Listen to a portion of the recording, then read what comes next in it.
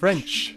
You're a relative of Spanish, Italian, and other Romance languages, so why do you sound deceptively different? I mean, why is aqua just eau? How are cambiar en casa related to changer and chez? What's the story behind the changes that make your pronunciation so, well, unique?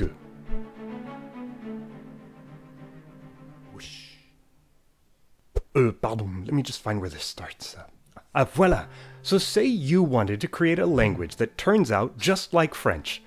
Well, follow the following recipe. Precisely. Start preparing your ingredients 2,000 years ago. Take a base of Latin. Combine traces of Gaulish. Because Celtic words will become sources of change, including literally the word change. I must emphasize, do not use fresh Latin for your base. Let it go bad. Ideally, wait 3 centuries until this stickler scribe pens terse corrections, disciplining people to speak good Latin, not bad Latin. Good Latin, not bad Latin. Make sure you keep the bad, the auricla, lancia, and H-less aduc. Imperfections like these set you up for a unique bake. Now, so far, what you've mixed works for any Romance language. We'll spread it out from Portugal to Wallonia. Gradually incorporate sound shifts, not uniformly. Work them in to form a nice continuum where the edges look distinct, but locally it's similar from place to place. It's guesswork at this stage, to be honest, but be sure to include these changes throughout the age. Soften p-t-k to b-d-g, then v-the-r, then sh. From vita and aqua and securo, make vida and agua and segur. And you're a step away from early French via, ewa, seur. Shorten 2 consonants to 1, less Italian lettera, more letra. Indulge the palate, jaing kya, tia, bia, until a chiaresia is a cerisa. Gent becomes gent, and cambiare is canjar, 1 step closer to change. And squeeze y's out of fact and lact, fight and light. These are changes any saja out there may already know. Rework Rome's 5 neat short and long vowels into 7. I, e, a, o, u. And open up e and a even more into ie and wa, taking the word for foot from ancient pedem to medieval pie. If sp, st, sk are especially sticky at this point, add vowels until your state is less Romanian stat, more Old French estat, and what's written is no longer a script, but an escript. Okay, go chill your Western Romance dough. I know it's early, but I've invited some guests. Here they are at the door. Hallo? Ja, it's the Franks. They go on to say you've been neighbors for a while. Now they're here to name your country and speak this language you've been working on. Also, they suggest adding some Germanic Frankish words. Just a few hundred. They hand you a manuscript with an oath sworn in 842 by 2 grandsons of Charlemagne. One side swore in Frankish, the other vowed nearly the same lines in what they hastily called Romana. In ink they capture your earlier changes, and H-less softened ayuda, and au is now a lost cosa. Roll with this. Roll out your language dough until words are stressed with an intense accent and final vowels drop off. Amour, tsist. Except a, which you should weaken down to like cosa. Oh, and did I say to ditch h? Well, at this stage, patch in a new h, Germanic h, like in hacha. Even add it to some Romance words like halt. This will create fun quirks when we oust h's again.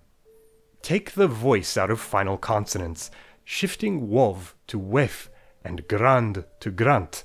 Ooh, and manipulate mid-vowels to a and ye and o and we. Make L after a vowel more of an ew. Sautze. Before you incorporate any more changes, you want to cut out one section from this dough. Split it up at the word for yes. In the south of France, it's oc. Up north, it's a mesh of oil. Well, to make what we today call French, just work with those northern oil varieties. 1,000 years into this recipe, it's time to dock and bake Old French throughout the High Middle Ages. Peek into the oven to see Kaz chawing, turning kanja into chanja, a cat into a chat, and castles into chastels. Except near the northern coast, so England will borrow Norman candles, not chandles, but a double take of both canal and channel. Then check if multiple A's are shifting to E, agua to ewe, and caval to cheval.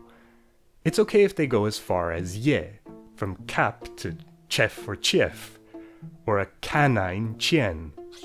The vowel u in seur should now sound like seur, and o in oil should turn into oil, and eventually yes, oui. At the end of the Old French period, watch and wait. You might think the sound of French would come from a single dialect in Paris. Instead, observe as it arises from social changes and urbanization bringing together people who speak many varieties of oil. The oven timer goes off. It's 1300, and your beautifully baked case shines with some of the prestige that Latin once had. Let's prepare to layer on Middle French. Melt the may that was me to moi and then mouais, and the I in light to let. The eau of old Puerto Pout is from here on Vowels before n and will flow through the nose now. Bun becomes bon. Heat your slurry until a new set of long vowels seeps out. Where s's break down, gota is merely longer than gota. And where two vowels ooze into one, in Old French you were sûr, well now you're sûr. Dissolve complex consonants, no longer cerise, but cerise. No longer quant and qui, but quant and qui. And sacha and saja cook down to sasha and saja. I was going to say pull Middle French off the heat at this point, but you know what? Keep this caramel going. Melt away more sounds at the end of words throughout the French Renaissance. Chat, trouver, even in sur. You know you're doing it right when many lu sound identical to one lone lu. And turn those nasal vowels into a critical distinction from here on out. A is a preposition, but un, later en, means year. As this cools, it should be teeming with unpredictable letters. In other words, French spelling. There you are. No longer do you read the S, the P, or the T in écrit. Pour these changes into your shell and watch spelling reformers grapple with their stickiness, concocting accent marks and new letters to deal with them. Now for a thick ganache of kingdom and colonization that will spread your French so far, even farther. Everywhere, temper O and yo to O and O. But when Quebec gets cold, don't cover up their archaic fret. And keep moi and toi, while Paris spends a half-century before the Revolution shifting to toi and moi. Guadeloupe Creole will retain an old h in hanga and hale. And Amazonian Creole will inventively mash 3 1/3 words together into one zabapin for breadfruit. And from Tahiti to Louisiane to the continent with more French speakers than any other, l'Afrique, as this era cools and sets, r will sometimes remain a trill. Remain because after periods of Révolution and Napoleon, a new art is stirred into Paris. For many, r will replace r, and while it does, you pour on a layer thick with your most Epicurean changes yet. Coat those re-emerged long vowels until by the mid-1900s only a slight flavor remains. Bat or pot, Quebec bet or bête. In Paris you should even hear bet merge into bet, and well, but is but. Although you attempted to melt all final consonants, they've been viscous enough to stick to vowels. Indulge this, tacking grand to grand ami and les to les amis. Remember those Frankish H's? Pronounce them no more, but make sure they don't stick. What a fun rule for students to have to remember. H that isn't and wasn't is sticky. H that isn't but was isn't. Hence les autres, but les autres. Round weak to mange, petit, or even smooth it away as you pour. Mange, petit. Fill to the brim and tap until your French sounds not like words, but rhythm groups. Syllables freely cutting across words. Dropped or added to refine the rhythm until you accentue the final syllable. Oh, look, you've made quite a mess. Don't clean up yet. Garnish with the latest changes. Shift un to un, and then even un to un, and push all in d'accord toward d'accord, and end rhythm groups with a heavy, breathy vowel. T'as entendu? Oui. You've now prepared a contemporary French, ready to serve. And you have a recipe to hand down and adjust for the next 1,000 years of French's shifting sounds.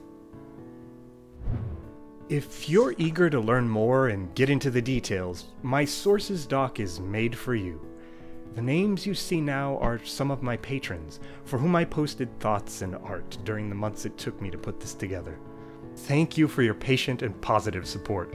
Merci tout le monde. Stick around and subscribe for language.